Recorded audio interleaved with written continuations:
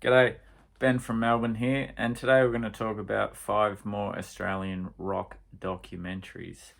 So, first up, we're going to go with Paul Kelly.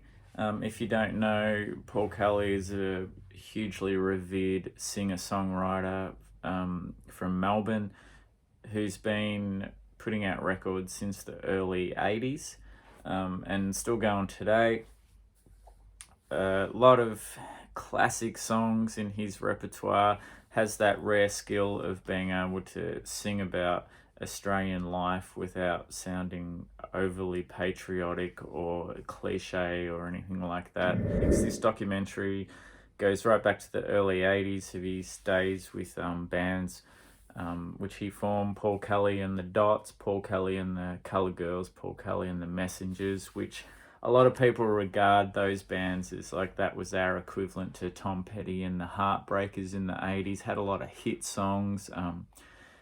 People in the US and maybe England as well probably know his song Dumb Things because it's been used in many soundtracks. Great song. But anyway, this documentary, it's got a lot of great footage of archival footage of Paul Kelly.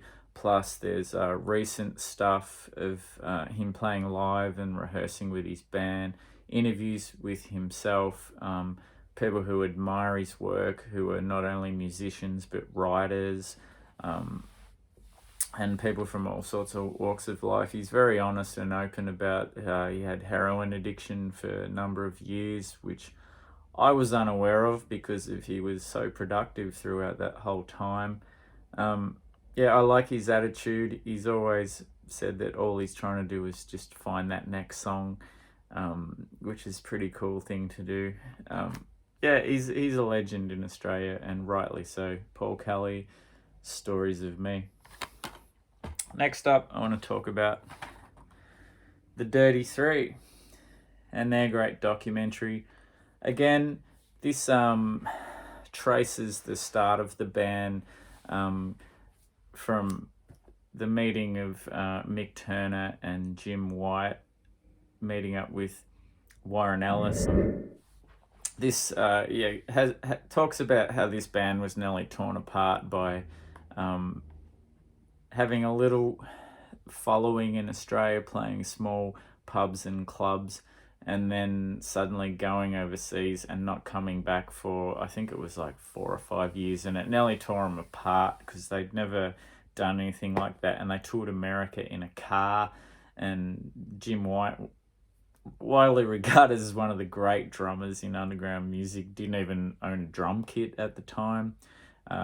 Warren had his own struggles. And I think also, if it wasn't for people like Nick Cave and Sonic Youth who championed this band, they probably wouldn't be as widely regarded as they are. There's some great footage of them playing live in Japan, Warren getting in the audience and freaking out the crowd, having a very emotional moment with himself and his violin.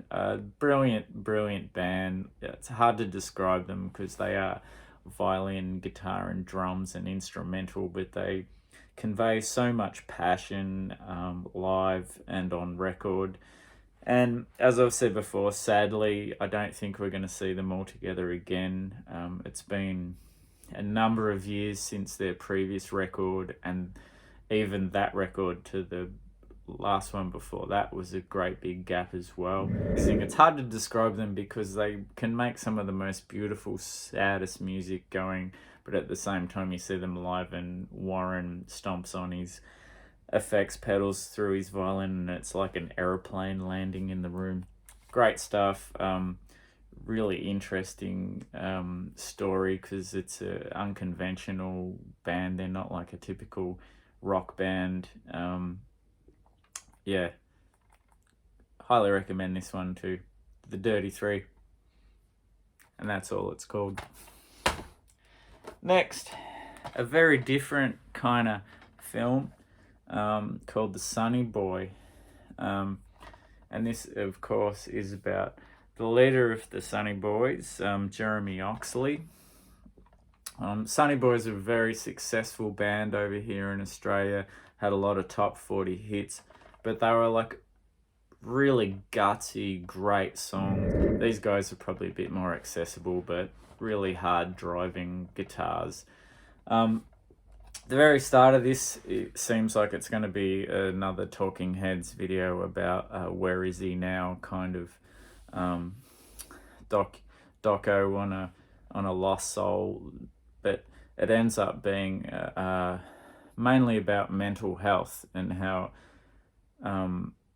after music he kind of went missing, and all of the rock stars talking about him disappear after the first part of the film, and it shows where he's at now and how the woman who is his wife now was a mental health nurse and was a fan of the Sunny Boys, but also had no idea that what state he was in, and basically saved him and got him back on track to the point where Sunny Boys reformed and played a lot of great shows, and it's amazing. It covers that reformation, and to see a guy who probably hadn't picked up a guitar or sang for God knows how long, but then as soon as he steps into the rehearsal room, it's amazing. His brother Peter even isn't sure if he's going to pull it off, and then he just plays and sings like it was only yesterday. He's still got it. Great documentary, and one of the few about a subject like this which actually has a happy ending without giving too much away. Alright, next up we have a doco about the Meredith Music Festival, which is a very individual festival over here in Australia. I think it's been going for like 20 or 30 years now. It started off as a thing which were like 2 or 3 friends, I think, who lived on a farm in the area of Meredith, and these guys just wanted to have a thing on their property, which they were farmers, and have some friends around and have some bands. It was basically started as simple as that, and the bands, they went to Melbourne Uni, and the bands were just people who they either were in their circle or bands they'd go and see, and now it's become like a bit of an institution and rite of passage. The thing about the Meredith Festival is where it's different from others. It's capped to a certain number. It's not a huge festival. You can bring your own drinks. People bring couches to sit on and watch the bands, and it's not like anything else in Australia. It's not a corporate or anything like that, like a lot of other festivals. It's got great footage of the early days of them literally on the back of a semi-trailer playing to a handful of people who are just friends and family, right through to some of the amazing shows of when Dirty Three headlined, and right at the crescendo of their performance, lightning struck in the background, which Warren Ellis said he was unaware of, but it looks like it was all meant to be. Stuff of You and My, Be Suburban, Augie March. A lot of great Australian bands and a lot of great international bands. They come and do this, and 9 times out of 10, they're like, this is the best festival I've ever played at. Great doco. And it's about, again, and like the Sunny Boy one, it's not just about music, this is about friendship as well. Really, really good stuff. And now the last one I'm going to talk about is called Sticky Carpet. And this is all about the underground Melbourne music scene. It features a lot of, bands who should be known better, like The Stabs, Hate Rock, My Disco, Eddie Current Suppression Ring are in this. It's basically just about Melbourne's really strong music scene and how it's always had this experimental artistic bent to it.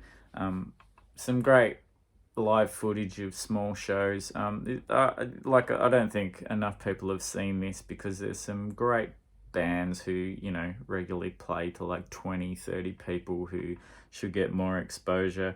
And, you know, if I don't know what it's like anywhere else in the world, but Sticky Carpet is where I've spent, you know, since my early 20s standing on sticky carpet watching great Australian bands in small venues. Um, great DVD. Check it out. And I like to do a special mention. This is the opposite end of Sticky Carpet. It's called Blood and Thunder.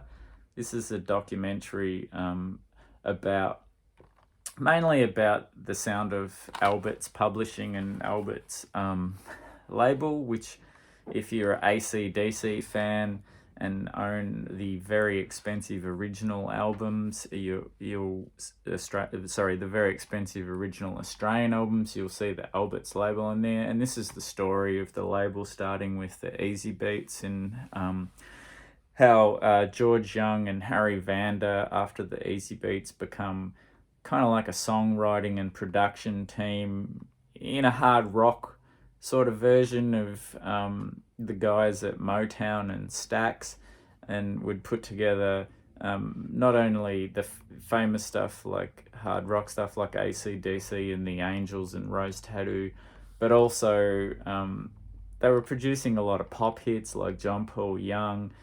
They, you know, and even themselves as Flash in the Pan, which were, you know, whatever, but they did score hits. They knew how to write a pop song. They were one of some of the earliest people in Australia using drum machines and keyboards and stuff to achieve that kind of stuff. But they just were always looking for a good song, whether it was a hard rock song or not. And there's lots of great footage of the early days of the Easy Beats and of early AC/DC, and a lot of great stuff of Angels and Rose Tattoo as well. Really good documentary. A lot of stuff. I thought I knew a lot about this, but a lot of bits and pieces I did know as well. Very rare that a rich dude from a rich family takes over a publishing company and just wants to release awesome music. Anyway, that was my special mention, and that's about it. Thanks very much for watching, and we'll see you soon. Bye-bye.